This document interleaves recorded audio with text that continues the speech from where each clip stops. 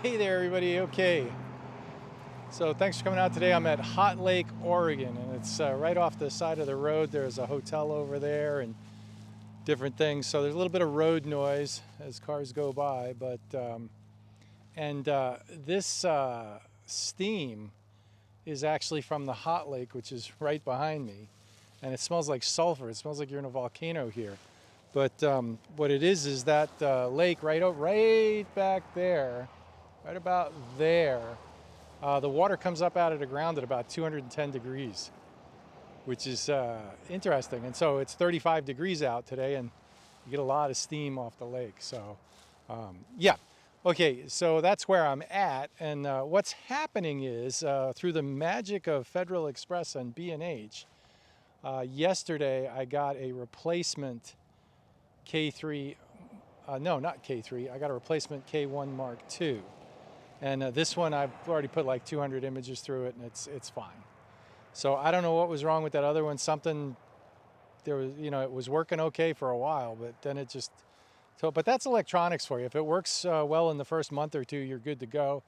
And if something's going to go wrong, it goes wrong right in the beginning. So there it is. Both of the cameras were fresh, new out of the box. So nobody had touched them before. So it was something went wrong with the way they made it or whatever. But anyway, yeah, I got that right here, and it's great. So I enjoy using the K3 Mark III Monochrome. And so in order to have one system, the K1, to be honest with you, I really enjoy using the K1 also. And I got an interesting photograph of some mushrooms with the other K1 that went kaput on me.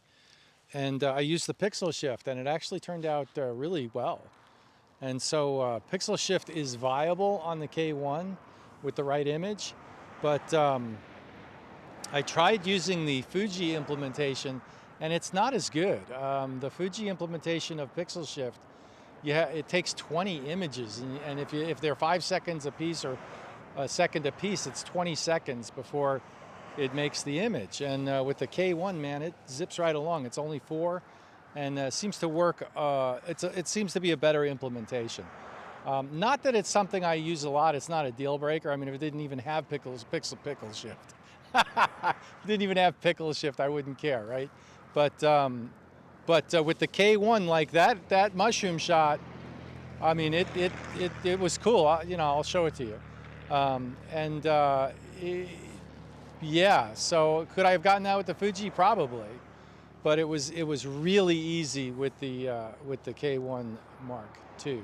So I'm here, and there's the light's interesting with the steam off the lake, and the tree. You can see it behind me over here. I mean, right there.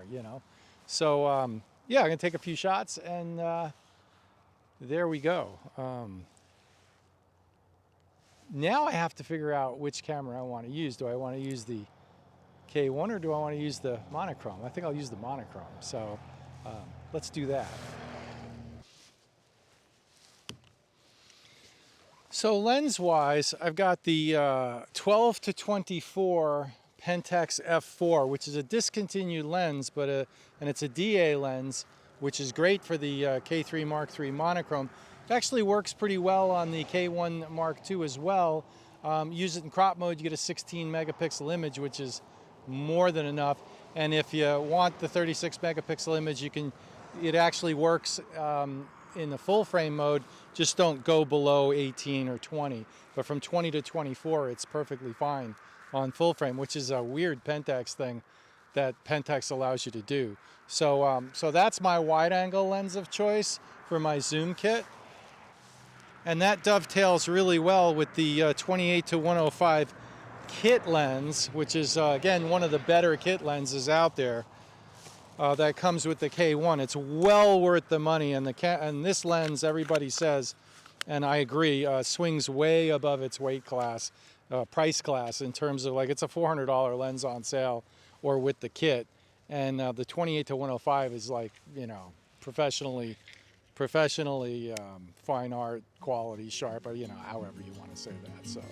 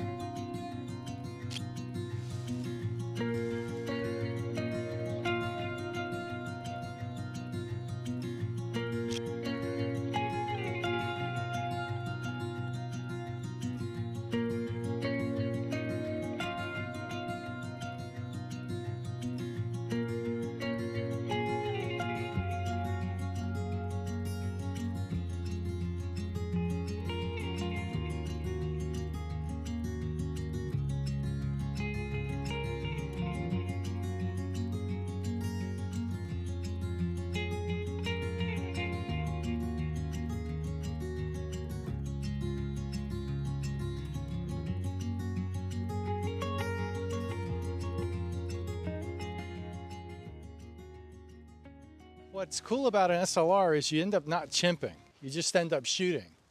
And it's really neat. It allows you to try different compositions, and as a compositional tool, it's really wonderful. There we are, out with the Pentaxes, and K1 Mark II seems to be working fine. K3 Mark III Monochrome is always a pleasure. And it's a good kit. So I'm enjoying photographing with it. And it allows me to be creative, and that's what this is all about. So trying to get my head wrapped around the K3 Mark III monochrome sensor and how it compares, you know, what is the difference? And I think I finally have an image that's kind of representative of what you can expect.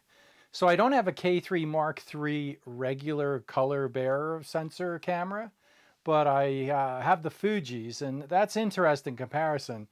But what's more interesting is with the K1 Mark II, which is no slouch in the image quality department, how does the K3 Mark III monochrome compare to monochrome images converted from K1 images? I thought that would be an interesting thing to explore a little bit. So what I did was a few nights ago, I went out to, actually before, this was last week, this was before the original K1, you know, stopped working, stopped autofocusing. And I was walking around at night, and just, you know, yeah, it was really raining, it was really wet, but the camera didn't get wet at all because I took it out of the bag only when I was covered under something. So so that wasn't what caused the autofocus issues.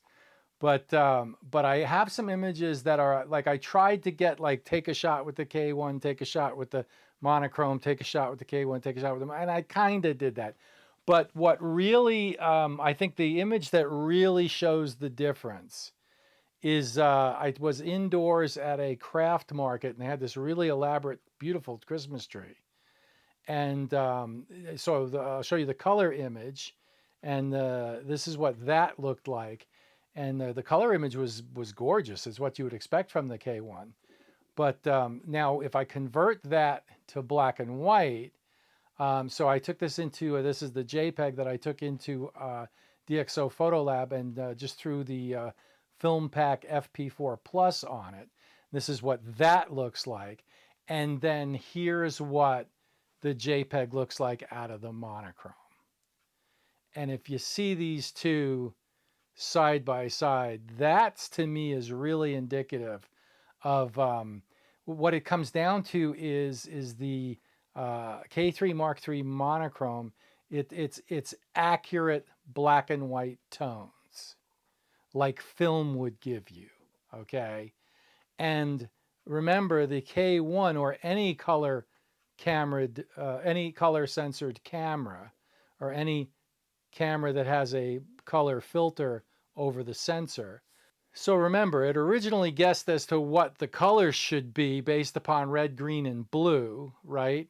And then when you're flipping it back to black and white again in the color sensor camera, color filter sensor camera, it has to guess what it thinks the tonality should be for the black and white. So, and in the leap from color back to black and white is the place where things start really getting, you know, a real approximation. Whereas the K3 Mark III monochrome, the tones are the tones. That's it. It's just, you know, luminance values. So there's no guessing going on. I think this Christmas tree shot is a real great example of what the K3 Mark III monochrome can do in terms of tonality. As far as noise is concerned, yeah, the K3 Mark III monochrome is at least 4, 5, 6 stops better than a bare sensor camera in terms of high ISO, low light noise. So there is that as well. But the K1 Mark II full frame camera is no slouch either. But things start getting a little wonky when you start making a, you know, you make the color image and then you convert it back to a black and white image, you know, after the color filter gets done with its thing. It just, you know. So it really, I don't know. I mean, now the real question always has been and always will be with the K3 Mark III monochrome. how much is that worth to you? You know, how much monochrome do you shoot? You know, it's a real, you know, the people who want this camera and you know, have already bought it or are going to buy it or are thinking hard about it. The people who know what this camera could do for you. But the thing is, this is a new camera. Yeah, this is the first time the monochrome sensor has been within reach of the average person, right? That doesn't have 10 grand to drop on a monochrome camera like a. So the question is, you know, what is this thing? And it is something new in that respect. And trying to understand exactly what the nuances are of what it can do for you that's the question that I'm trying to answer for myself, and just bringing all y'all along for the ride. So hopefully you're finding this interesting. So I figured I'd tag this bit on the back of my video down at the Hot Lake. That was just for fun. But this is more evidence in terms of, you know, what the K3 Mark III monochrome is all about and what it can do.